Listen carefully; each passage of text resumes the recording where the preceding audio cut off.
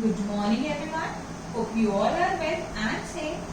So as you remember that on previous class we had started the second part of two stories of flying, that is the black aeroplane. Okay. So firstly take a brief review in which I am going to explain in summarized way, and after it I will come to the line-wise explanation. Okay. So listen it properly. The story Black Aeroplane is about a pilot who feels happy and contented to fly over a city that is sleeping, which indicates what the timing is. The timing is of night. He is flying from Paris to London. While taking his flight, he dreams about the long holiday with his family. He also fantasizes about the scrumptious breakfast he would have upon landing. As soon as he crosses Paris, he gets a look of the dark clouds that were a sign of the upcoming storm. The right decision would have been to turn back to Paris for the sake of safety, but he being overshadowed by his dreams and not wanting to delay them, risk the life of his passengers and head straight into the storm. Everything gets dark. He was unable to see any single thing.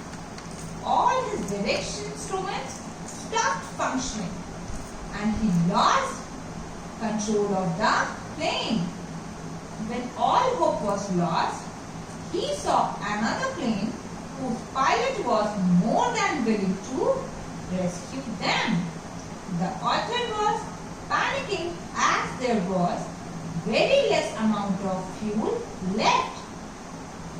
The anonymous pilot guided them out of the storm and disappeared as soon as they saw light.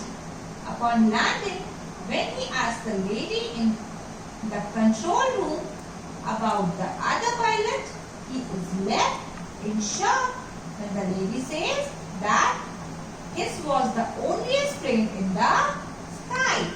Now come to the line-wise explanation. The moon was coming up in the east behind me, and the stars were shining in the clear sky above me. There was not a cloud in the sky.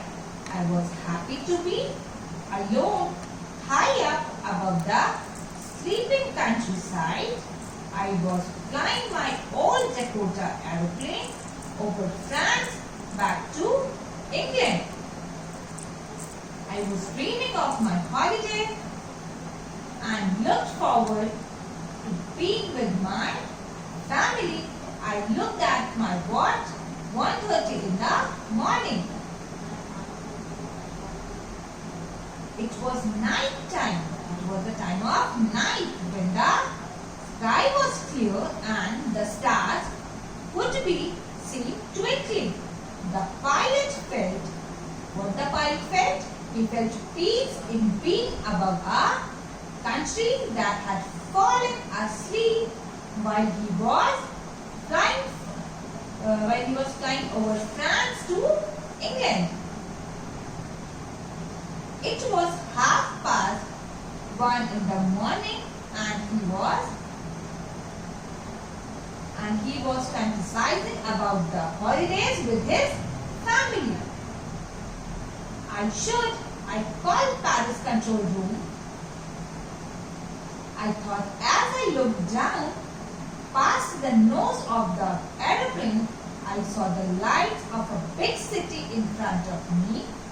I switched on the radio and said, Paris control, Dakota DS 088 here. Can you hear me? I am on my way to England. Over. The voice from the radio answered me immediately. DS 088, I can hear you. you ought to turn 12 degrees west. Now, D is 088 over. Now, here it is said what? It is said that when the aeroplane was in France, the pilot thought to inform the Paris control personnel about its presence and for instructions. At that time, lights from the Paris city were blaring at him. He informed the control agency, to which they replied with further instruction on directions. The control room at Paris instructed him to turn 12 degrees towards the west. I checked the map and the compass, switched over my second and last fuel tank, and turned the Dakota 12 degrees west towards England. I will be in time for breakfast. I thought, a good big English breakfast. Everything was going well. It was an easy flight. Compass, it's an instrument which used to tell the direction. After receiving the instructions, the pilot geared up and followed them while putting the last fuel tank into operation. All this time, he was dreaming about his time with his family, and then he started thinking about having a satisfactory breakfast at the destination point.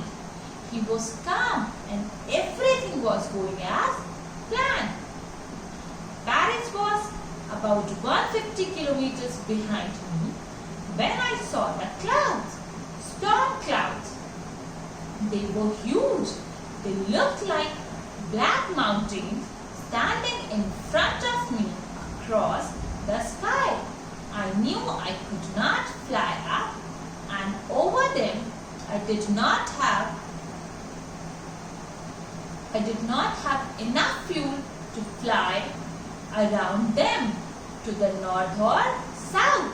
I ought to go back to Paris, I thought, but I wanted to get home. I wanted that breakfast. I will take the risk, I thought, and flew that old Dakota straight into the storm. Now the plane had crossed Paris. When he started seeing clouds in the sky, the presence of clouds made it unsafe to travel by air because there were chances of a storm. They were so huge and dark that the pilot compared them with black mountains.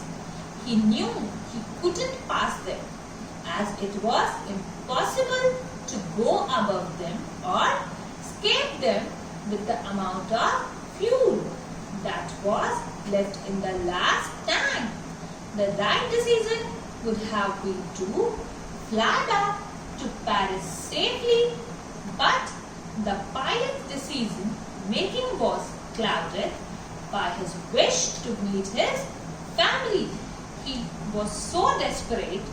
He so desperately wanted to be with his family and have that English breakfast he had been dreaming of all day, that he took the risk of not going back. Thus, he headed the plane right into the storm.